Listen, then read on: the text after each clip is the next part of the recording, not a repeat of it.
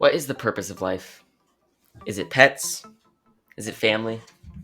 Is it friends? Or is it to listen to season 2 of the Sportsified podcast? Yeah, that seems right. Thank you for joining us today. I'm Braylon. And I'm Andrew. Today we've got a 3-part episode for you, including news from the NFL, MLB, and NBA, as always. You know, we should probably branch out to other sports someday. Well, I mean, the problem is we don't know about those other sports very well. yeah, fair point. Who even is Wayne Gretzky, Lionel Messi?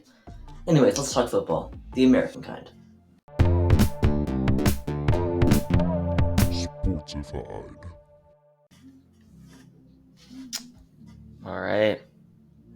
So first up, we have quarterback Dak Prescott got an extension from the Cowboys with 4 years for $160 million. And with that, he becomes the second highest paid player annually behind Mahomes with $40 million a year. And on top of that, his signing bonus and his guaranteed money at signing are both league records. Pretty crazy. Does he deserve that, though? He's debatably like a top 5 quarterback. You know, you got Mahomes, Jackson, Rodgers, Watson. I guess he can be there at 5. There's also Tom Brady. I don't think he should be getting that high of money. He has the potential, though. I think he needs to prove it on this deal. Like, he hasn't played that well quite recently. It's just been injuries, I guess. He really needs to prove himself, though, in this 4-year deal. Mm-hmm. And I saw one article that said he needs to win a Super Bowl. I 100% agree with that. Like, with this type of money, he should be out there getting Super Bowls, winning them. Yeah, I feel like if he isn't successful in these next 4 years, he's gone from Dallas. Oh, yeah, for sure.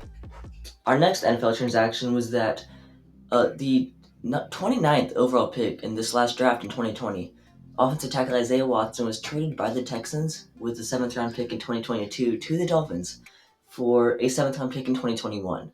So basically, the Dolphins just took a chance on literally a 1st round pick from this last year. All it took was a swap of 7th round picks. And coming into the last draft, Isaiah Wilson, he was considered a long-term project, and 1st round was considered a reach, but most people are already calling him a bust. I mean, that's why the Titans are trading him already. I don't think that's quite fair. Yeah. I mean, obviously, it's really hard for us to, grade offensive tackles and see if they're good or not. But you don't go 1st round for no reason, so I think this could be good for the Dolphins, and if not, it's a 7th round pick. Yeah. And next we have Mark Ingram. Ingram has been signed by the Texans to a 1-year deal. So. Yeah, the Texans' running game was absolutely brutal this past year. And I don't know if Mark Ingram would solve that on his own, but this is a pretty good value signing for the Texans. We don't know the price yet, but you can assume it's not too high. This is off topic, but pretty nice that Karis LeVert is now going to debut for the Pacers this next week. Anyways, back to the NFL. Quarterback Cam Newton, he re-signed with the Patriots to a 1-year, $14 million deal. That $14 million seems like a lot, but in the NFL quarterback market, it's really not. So it's a pretty cheap deal for the Patriots. I don't think Newton, though, is the answer at quarterback with them. It doesn't rule out the possibility of them drafting someone, but it definitely lowers it. I was hoping they'd get, like, Mac Jones or someone like that. Cam Newton's one of the more interesting quarterbacks in the NFL, in my opinion. Like, he was, at his best, he was just, everyone thought he was going to be like, yeah, exactly. Everyone thought he was going to be like the next big player, and then he just fell off so quickly. It's interesting. Yeah, and he was, like, all the hype in the NFL for a while. Like, the Panthers, they had MVP Cam Newton and, like, Christian McCaffrey on the rise. And what happened? I don't know. Well, anyways, next up we have linebacker Levante David re-signed by the Bucs to a 2-year, $25 million deal. Now, they couldn't franchise tag him after tagging wide receiver Chris Godwin, so that's why they did this deal. But yeah, it's a pretty good deal, I think, on the Bucs side, because they have a really good linebacking core, led by Levante David, and to re-sign him and keep it together. Repeat, Gronk said he's coming back. Never know. Let's just go over the franchise. He's constantly retiring and coming back. Yeah. like Michael Jordan. Yeah. Anyways, Wednesday, I think, like Wednesday at 4 p.m., so either Wednesday or Tuesday, was the deadline for franchise tags in the NFL. And so we're just going to read off to the 10 players that did receive the tag and a couple that notably did not. So people that received the tag were the Bucks wide receiver Chris Godwin, as mentioned before, New York Jets safety Marcus May, Panthers offensive tackle Taylor Moton, Cowboys QB Dak Prescott. Now they only had to do that to extend him. It was just a protocol thing. He's not actually receiving the money from the franchise tag. He's getting the money from his extension. The Bears franchise tag wide receiver Allen Robinson the second. Jaguars tagged offensive tackle Cam Robinson. Offensive guard Brandon Scherf got the tag from the Washington football team. Justin Simmons, a safety from the Broncos, also received it. Offensive guard from the Giants, Leonard Williams, and safety Marcus Williams from the Saints. Andrew, you want to talk about the notable players that did not receive the franchise tag and will be free agents? Yeah, so the notable players that didn't get tagged are from Green Bay running back Aaron Jones, from Detroit wide receiver Kenny Galladay, and from Seattle running back Chris Carson. That is a really solid group of players that didn't get the tag, and Yeah, now they're going to be free agents. It's safe to say that interesting. there's going to be a pretty high bid war going on for those three.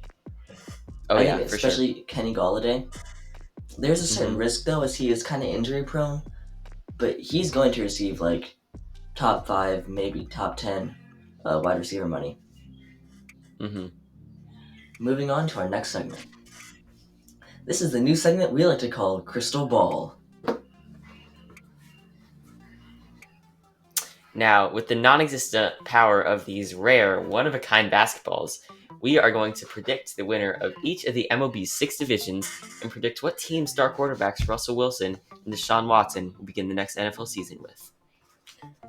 Yeah, so I'll go on the LB part, as you should know by now, Andrew's not the biggest baseball fan. So in the American League East Division, the Blue Jays are on the rise. The Rays made the World Series last year, but the Yankees have too much star power to not come out on top if they cannot get injured like they always do. That's why they didn't win it last year. That's why they didn't win it the year before. Actually, no, they did win it the year before, but just barely, because they are always getting injured. But if they can stay healthy, Aaron Judge and Carlos Stanton, Luis Severino comes back from Tommy John surgery healthy, then the Yankees are going to win the American League East. Now in the Central Division in the American League, the up-and-coming White Sox, I think, will win it over the Minnesota Twins. Even though the Twins are a very solid team, the White Sox just have too much potential not to explode this year. In the AL West, it's a pretty close race between the Angels and the Astros, but I think Mike Trout is probably pretty tired of not making the playoffs. I think he'll go off. Anthony Rendon will keep doing what he's doing at third base, and the Angels will beat the Astros, who are now very short-handed in the starting rotation. Moving on to the National League in the East, I think the Atlanta Braves will win it over the Phillies and the Nationals, just because the Braves, Ronald Acuna, Dansby Swanson, Ozzy Albies, Marcelo Zuna, they have a lot of star power, and they're just really fun to watch. And when they put it all together like they have the past couple of years, they're definitely going to win the division. Now, the National League Central could become a pretty close race, but I think the Cardinals' trade for the best third baseman in baseball, Nolan Arenado, has now put them over the top, and they will beat the Cubs and the Brewers for the National League Central title. Our last division, the National League West, the Padres are insane. They have loads of young talent, loads of starting pitching, loads of prospects, but the Dodgers just went to the World Series, and it'll be pretty close between them, but the Dodgers are the best team in baseball. They're going to win the National League West. Now let's talk about Russell Wilson and Deshaun Watson. Let's start with Russell Wilson. Now, personally, I'm a Seahawks fan, and so I don't really want to see him go. I'd like him to stay, but Andrew, we don't get what we want. Matthew Stafford, Kenny Galladay, they both just let me. Don't get your hopes up. yeah, I know. Anyways, trade rumors have been heating up, and yeah, I don't think I can keep my hopes up. Right now, I think a lot of analysts actually see him going to the Bears, and it makes sense. The Bears are reportedly ready to trade nearly anything if it means securing either Wilson or Watson. And if the Bears could secure Wilson, which seems likely, they would instantly become one of the top teams in the league. I mean, they have a deadly defense and solid enough offense that they could make it work. And Wilson has even stated that the Bears are one of 4 teams that he would consider. Now, the Bears, they need a QB in badly. The only issue is right now is cap space, but it seems like they're making moves to figure that out. And if they can figure it out, then they'll do whatever else is necessary to make sure he's suiting up for Chicago next season. Now, on the other side of it, my personal hope is that when Russell Wilson leaves, the Seahawks can still get somebody solid in return. I mean, especially with like players like DK and Metcalf, the Seahawks receiving core is still solid and they deserve a decent quarterback. So hopefully that will happen in some capacity. You got any comments on that? Yeah, I don't think you want Mitchell Trubisky. I think it's definitely worse than the No. potential of, like, if the Seahawks, they would receive, obviously, multiple first-rounders in this deal, and the one this year for Chicago is 20th overall. I think that could be good enough for Trey Lance or Max Jones, who's like the 4th and 5th best quarterback in this draft. And Max Jones, I think, has a higher floor than Trey Lance, but Lance's ceiling is higher. So if the Seahawks can get that 20th overall pick in a potential Russell Wilson trade, then I think selecting Trey Lance, if he falls to them, would be a pretty big win for Seattle. Mm-hmm. Now, one last interesting detail before we move on to Watson. Now, many betting sites reportedly took down the Russell Wilson future landing spots betting options. But here's the interesting part. The Bears Super Bowl odds shifted around the same time. Now, many Bears fans are taking this as a sign that Wilson will be headed to Chicago, but only time will tell. They could just be conspiracy theorists, and this is a pure coincidence, but we'll see. Yeah, I think a possibility that the Bears Super Bowl odds went up is because they did franchise tag Allen Robinson. But moving on to Deshaun Watson now. So it seems like nearly every day reports are coming out of Houston that the Texans either are going to trade Watson now or they aren't. And I don't think they will. Mixed signals. The new front office and coaching staff has said that they want to keep him, and I think they probably will. Now, there's a chance that they do keep him and Watson just won't play because he wants out. Which would... I don't like when players do that. But, I mean, yeah, I don't see Watson ending up on another team. If he does, though, I think it'll be the Dolphins. Deshaun Watson for Tua Tagovailoa. And also the Texans receiving some draft pick compensation. And that would be a pretty good deal. I just don't see why the Dolphins would want to move on from Tagovailoa so quickly. Because he could probably get to the same level as Deshaun Watson. Like, they're both pretty mobile. Yeah, he could. And Tua's a lefty quarterback. Like, that's pretty rare. And I think the Dolphins want to kind of build around him. It'd be really cool if they drafted Devonta Smith with the 3rd overall pick, the Alabama pair. But, yeah. Yeah, I think the Watson thing is the interesting scenario of the player wants out and the team doesn't want him out. And so it's just a matter of what will happen. Like, I could honestly see it going either way, like you said. So yeah, he probably will end up staying, but it is a question of how long will he be staying. Because I mean, he's been vocal that he wants out, and obviously the Texans are sending mixed signals. Like, oh, one day he'll be like, oh yeah, we're looking into trading him, and the next day they'll be like, oh, he's our future, we want him. So it's almost impossible to predict this right now. So we'll just crystal ball. Right now we're saying he'll stay, but that could change. All right. Now we have to pause this episode for you guys to listen to someone else tell you about our sponsor, Anchor. Who am I kidding? It's still us.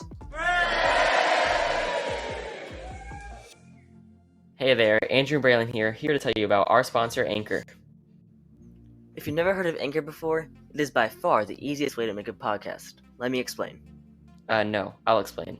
I'm better at explaining anyways.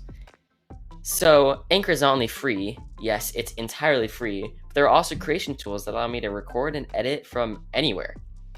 So you're telling me I can make an entire episode from either my phone or laptop?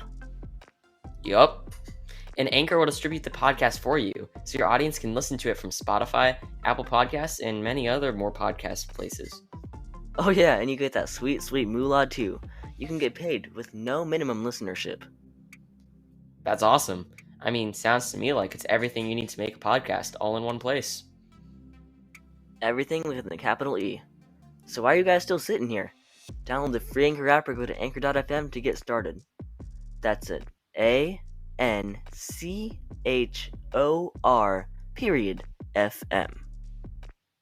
I mean, you should probably finish this episode first. It's pretty interesting, but still go check Anchor out as soon as you finish. Now back to the show. Now we'll be talking about some of the NBA's moving parts, starting with Blake Griffin being bought out by the Pistons, and now he is signing with the Nets. Who else? Of course, it's the Nets. So yeah, of course it's the Nets. It's always the Nets. All right, next up we have LaMarcus Aldridge, and the Spurs have agreed to part ways with him, and so potential spots are the Warriors, the Suns, the Nets. Again, what is with the Nets? The Heat and the Kings. Yeah, it would be kind of weird if he signed with the Nets, though, because then they have Griffin and Aldridge probably coming off the bench, both power forwards, both not very mobile, just kind of sitting there clogging up the paint. It'd be really interesting. I hope the Nets don't sign him. Not sure I would want the Warriors to either. So now another player and team that have agreed to part ways is guard / forward / occasionally center, because the Rockets are weird, PJ Tucker. His potential suitors are the Lakers, the Nets, the Jazz, the Bucks, and the Nuggets. He is a really good player, role player, to be on a contending team. He hits threes at a very good clip, plays really good defense, and he's the perfect part. He's the perfect piece that you want on a contending team. Yep. And then next we have Victor Oladipo to the Heat or Warriors. He's absolutely available. Yeah, I don't think Oladipo will be on the Rockets after the trade deadline, and if they don't move him then he's gone in free agency. He doesn't like the Rockets. At least he's playing for them, but he doesn't like the situation there. And I think that the Warriors could swing and trade for him. Now, I'm not sure if that would be trading Kelly Oubre or Andrew Wiggins. Oubre has played better than Wiggins recently, but Wiggins has a much bigger contract, which would be kind of hard to match salary cap-wise.